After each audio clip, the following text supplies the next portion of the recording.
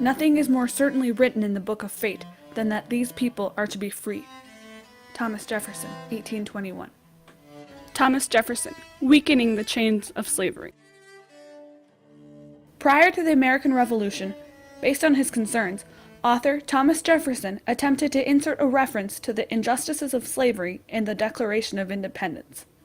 Although unsuccessful, he continued to work towards freedom for slaves as a constitutional delegate and president, while constantly battling the status quo mentality of slave ownership in America.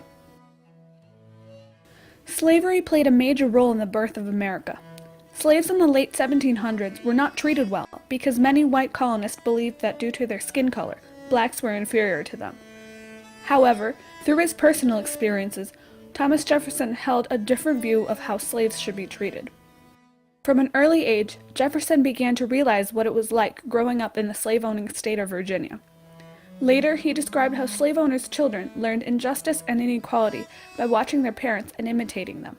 He also described that a white child amidst slaves is, quote, thus nursed, educated, and daily exercised in tyranny. Growing up, Jefferson was very smart and got a good education on his father's wealthy Virginia plantation. His father died when Jefferson was 14, leaving the plantation, along with its slaves, to Jefferson. In 1760, Thomas Jefferson headed off to the College of William and Mary, escorted by a young man named Jupiter. Jupiter would not be going to college.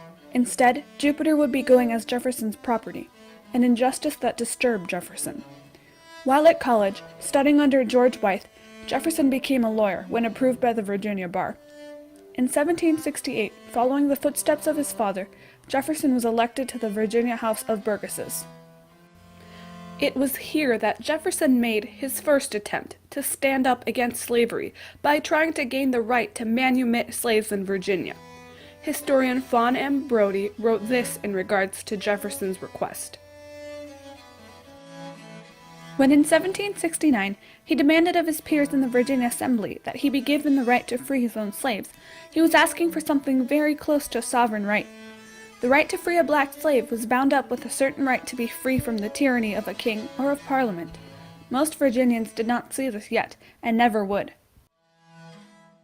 Unfortunately, Jefferson's first attempt to speak out against slavery was unsuccessful. His attempts were thwarted by the 1692 Virginia law stating that no Negro or mulatto slave shall be set free unless the emancipator pays for his transportation out of the country within 6 months. Even in preceding years, monetary means would be required to manumit a slaveholder's slaves.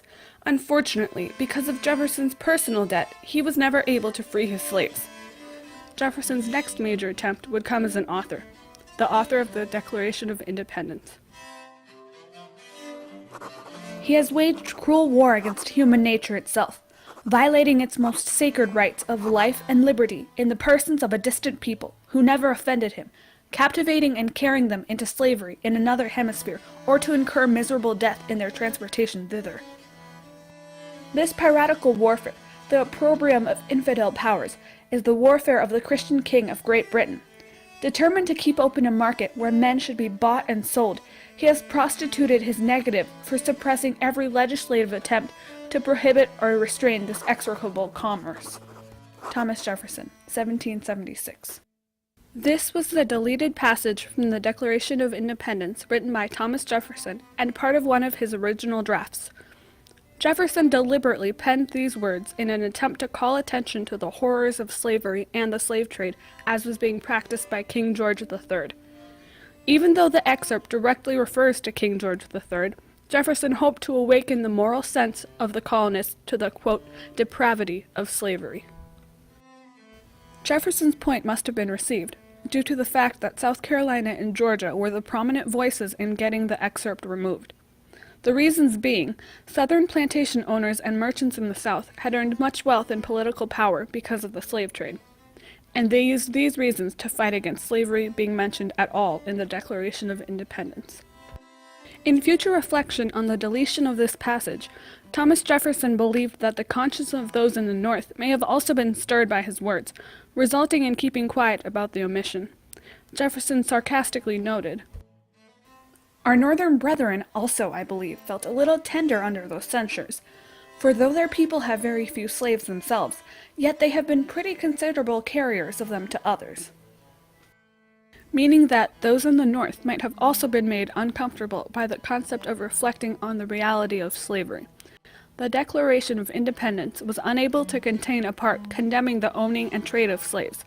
Because people were so dependent on slave labor, that made it hard to affirm the unwavering violation of human rights that thrived within the American slave system. Unfortunately, the reliance on slave labor, a plantation mentality that had been ingrained in the colonist minds, proved to be stronger than the, quote, hideous blot that slavery was on society. As stated before, for these reasons, this crucial part of Thomas Jefferson's stand was omitted from the Declaration of Independence. Though unsuccessful at his attempts so far, Jefferson did not let that faze him. Jefferson used lessons from the past to impact the future. He began first by writing the Northwest Ordinance of 1784. Thomas Jefferson laid out the boundaries of this ordinance, leading the drafting committee. The ordinance outlawed slavery in the territory north of the Ohio River and divided the lands into self-governing districts. Unfortunately, as had repeatedly occurred before, the section concerning slavery was removed.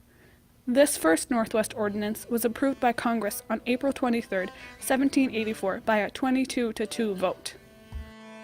Later, in 1787, Jefferson built onto the previous ordinance.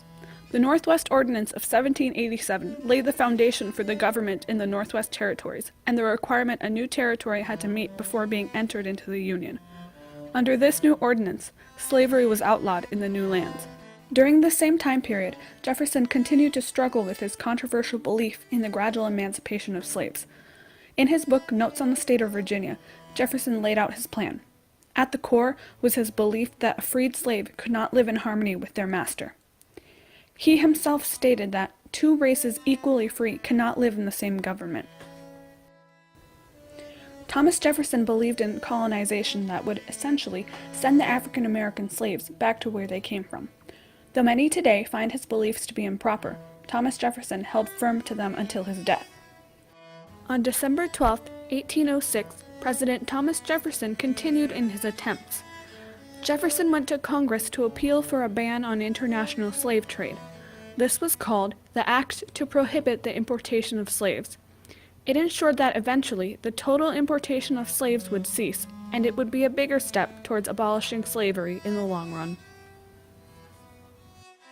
On March 3, 1807, President Thomas Jefferson signed and approved the said act. Jefferson's actions motivated Britain to follow suit. 3 weeks after March 3, 1807, Great Britain passed a similar act that took root, and as of March in 1808, trade of slaves with America from Britain ceased. Thomas Jefferson was constantly at war with himself. Jefferson's actions were symbolic of his struggle. His own words manifest it. He couldn't find a simple answer to a complex problem. Years later, President Abraham Lincoln would pick up the pieces Jefferson had left behind. As is widely known, President Lincoln oversaw the Civil War and delivered the famous Emancipation Proclamation, which freed the slaves, continuing what Thomas Jefferson had begun decades ago. All honor to Jefferson, to the man who, in the concrete pressure of a struggle for national independence by a single people, had the coolness, forecast, and capacity to introduce into a merely revolutionary document an abstract truth, applicable to all men and all times. Abraham Lincoln, 1859. Throughout his whole life, Thomas Jefferson was trying to raise awareness of the atrocities of slavery. He was at a constant struggle with his nation and himself, which resulted in the conflicted legacy we see today. The views he introduced in the form of pen and page then carried on into the future, compelling others to act on the problem of slavery, and resulting in the eventual abolition of that practice in the United States of America. The abolition of evil is not impossible.